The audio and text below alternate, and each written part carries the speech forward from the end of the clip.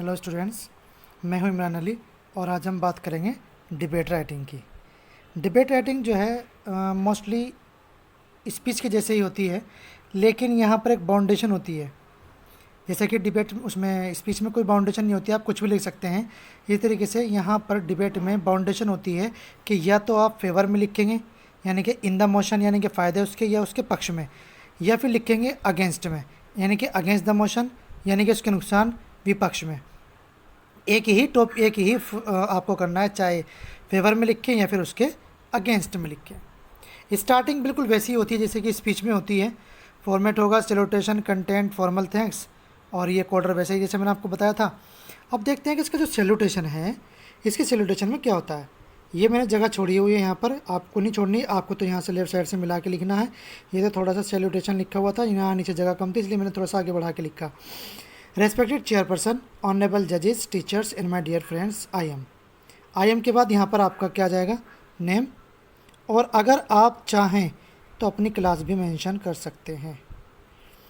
Stand before you, आपके सामने खड़ी हूँ।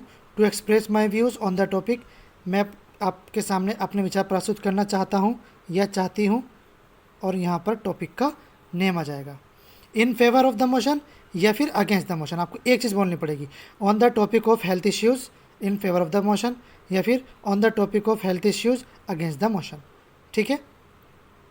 फिर आप एक क्वेश्चन पूछेंगे, डू यू नो अबाउट, क्या आप जानते हैं, अगर आप फेवर में बोल रहे हैं तब। ठीक है ना। लेकिन अगर आप बोल रहे हैं अगेंस्ट में तो ये लिखेंगे, I am not fully agree with my opponent friend. ठीक है ना।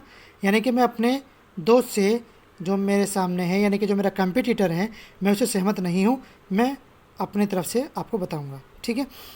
तो जब आप लास्ट करेंगे फिर क्या आप लिखेंगे, I think you understand my point clearly. मुझे उम्मीद है कि आप मेरा पॉइंट अच्छे समझ गए होंगे, और उसके बाद thank you, have a nice day, बात खत्म। बिल्कुल सेम टू सेम वैसी आएगी जैसे स्पीच लिखते हैं हम। ठीक है।